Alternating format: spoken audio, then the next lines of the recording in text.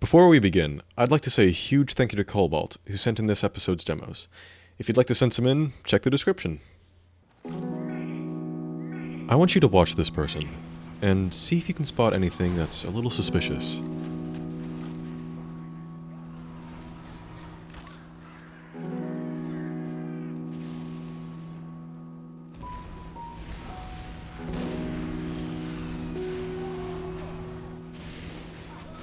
So did you spot anything? To be honest, nothing suspicious actually happened there, so if you didn't see anything, that's right. But let's fast forward slightly. So this is about 1 minute and 30 seconds later. Again, see if you can spot something. Alright, so that was a little weird. He went from completely missing a guy to pretty much getting a snap perfect headshot. Let's watch that one more time.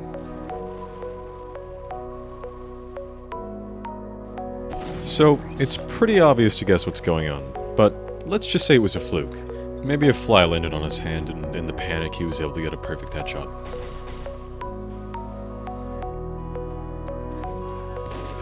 So, that kinda looked pretty legit. He zoomed in on the guy's head and got a headshot.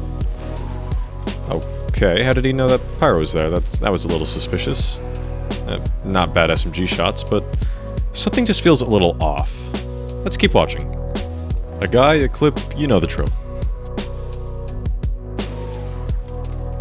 As per usual, a few things happen. See if you can spot them all.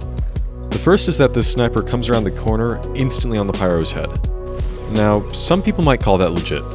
Perhaps just game sense, knowing what head level is. But if you look, the instant he comes around the corner, his aim is on the pyro's head. This is a telltale sign of an aim hack. Watch this one. 3 things happen very quickly. See if you can spot them.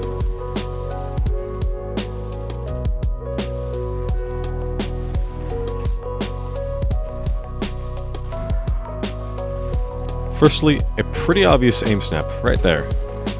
In case you don't know, an aim snap is when an aimbot locks onto a player, making their view snap around, leading to the word aim snap. Here's the second and third one. One is that he starts bunny hopping.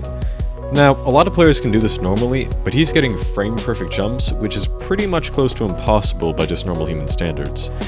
And the third thing, right there, he just got a crit. Now, obviously, getting a critical kill doesn't mean that you're cheating. However, most TF2 cheats have a feature that forces criticals for melee weapons, so it's just more evidence against him. Again, another aim snap. This guy is probably not trying to hide his cheats at all, but it's still good to know the signs. So far, 2 out of 2 melee kills from him have been criticals. Just more evidence. Alright, here we have a new guy. Again, see if you can spot it.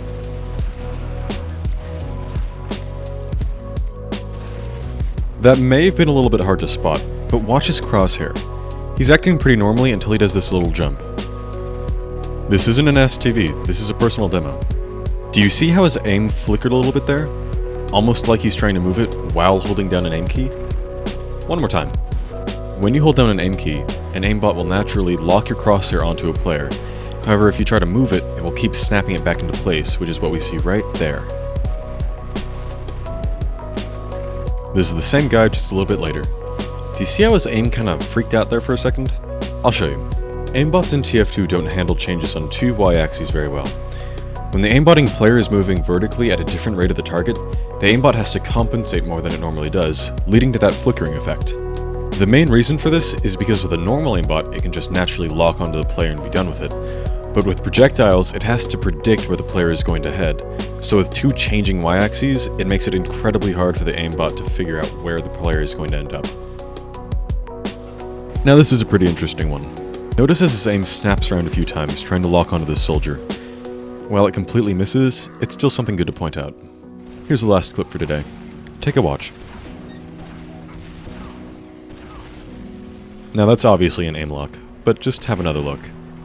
Just watch how the aimbot reacts to the players, locking onto the soldier first and then snapping onto the scout that just pops around. Thank you all very much for watching. I hope you learned something. If you even slightly enjoyed the video, feel free to leave a like. And until next time, I'll see you.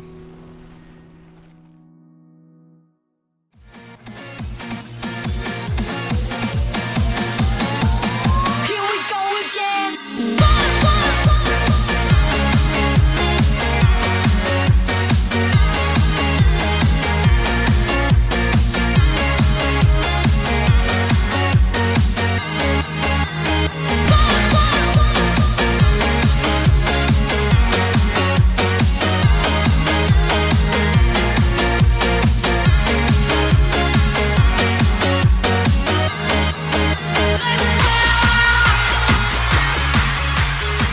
Hang on.